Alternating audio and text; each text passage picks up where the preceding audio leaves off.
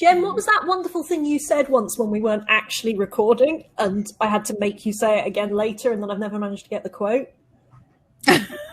About how... Do you remember it? Was it about that we were looking at equality through a gaming lens, but we're also looking at it's the other way around through a feminist lens. Yeah. Yeah. Yeah, say it again now. I've got to get it on. One day I will get you saying this. Do you need me to say it again then? Yes. We're looking at equality through a feminist lens. Looking at gaming through a feminist lens. There we go. Yes. We're looking at gaming through a feminist lens, but we're also looking at life through the gaming lens, was what I think you said. Yes. As well. Okay. Right. Do you want me to say that again? Yeah. This is such good listening. You don't have to. I'm so confused. I've made it work. So yeah, no. I mean, it is true though. I mean, we are looking at life, gaming through a feminist lens, and we're looking at life through that gaming lens. Like we talk so much about the games that we play, but we use them as a way to view and to look at the world that we see around us, and especially because this is something that people do in their downtime, and I think, we spend a lot of time thinking about, like, what does, racism in footballing mean to society? And we talk so little about what does gaming, what do the choices that gamers are making mean to society? But yet the gaming industry is massive. I don't have the figures to hand. I think it is the biggest entertainment industry in the world. Yeah. Exactly. So it is massive. A huge part. And we have, I just was going to say, and we have a British esports team who are lions. We do. Yeah. And the women are the lionesses, of course, as well. Yeah. So there's a way to go. There's a way to go here, but it's massive. Why are esports divided into male and female teams? So they can compete against. They do compete against each other, but they get their own separate page on the website. And my bugbear with this before was the fact that this looks like a proud, stern lion, whereas this looks like a really whiny, naggy lion. It's just. I thought she was yelling. I kind of liked that. But yeah, gonna eat you. But yeah, no. And the women's esports teams, they do get separated out, and they are there are far fewer women in esports. When we were talking about this, we were saying that the kind of games that are considered esports are not the sort of games that women tend to play.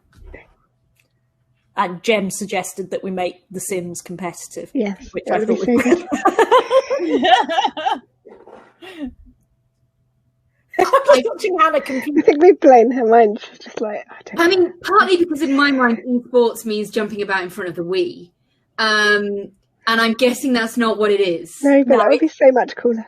That would be, yeah, we'd love that. It's mostly shooting games. It's mostly the sort of like things like Fortnite, which we've already slagged off quite a lot. So let's slag off League of Legends as well while we're at it, which are the sort of games where they're not good beginner games because they throw you in to instantly, you've got a gun, there's people everywhere, go, go, go, type sort of thing. And you're like, what? And you're multiplaying with millions of other people. And they're horrible environments because they are the sort of games I kind of like, but the environments are very much, oh, you fucking noob, oh, you got us killed, oh, why have you done that? And it's just even if you are good at it, people shout abuse. It's the toxic. It's the stuff Laura Bates is talking about. And there's a bit of me that feels like, should I be out there playing Counter-Strike Go just to try and counteract the toxic masculinity that exists? Do I force myself into Fortnite games to try and sort of teach teenage boys to be better people? I'm like, no, because gaming's my fun time and I shouldn't have to be being forcing it. But they are environments that are I could list. I mean, Rust is one of the games that people would normally list as being a toxic environment, but you can choose your servers a lot better. I'd say the worst are Fortnite, PlayerUnknown Battleground, League of Legends, those sort of things. And those are the games that they do as esports. So therefore, they're not very inclusive of women. Or, to be fair, people of colour or disabled people, or particularly the LGBTIQ community. The homophobia you see in those chats is horrific. And it's like even servers that will be like, we don't tolerate racism or misogyny. And it's like, what's that big pause that's coming after? It's like, well, you can't. It's all about macho world, isn't it? It's a very like classic male macho environment, and so when a woman turns up and they hear her voice over the mic, they're all horrified, or they're either hitting on her or telling her that she's using her boyfriend's account, or it's just an environment that is not in any way encouraging to women. It's the gatekeeping as well, isn't it? It's the you're not a real gamer. You can't be a real gamer because you're a girl, which is why we describe ourselves as intersectional gamers, which sounds stupid, but there are men out there who will say if you play Animal Crossing, you're not a gamer. If you play Hannah doesn't even know what Animal Crossing is, which is fine. But I know that Athena got very upset about it one day, though, and went off on one on the podcast about capitalism or something. I'm very confused. I take her point, if we didn't have only 3 minutes left, I would launch into a rant about how games like Animal Crossing give you a false view of capitalism, because it's like, I can pick up all these things off the ground, sell them, and I'll be happy. When, of course, in real life, it doesn't work like that. But that's not the point.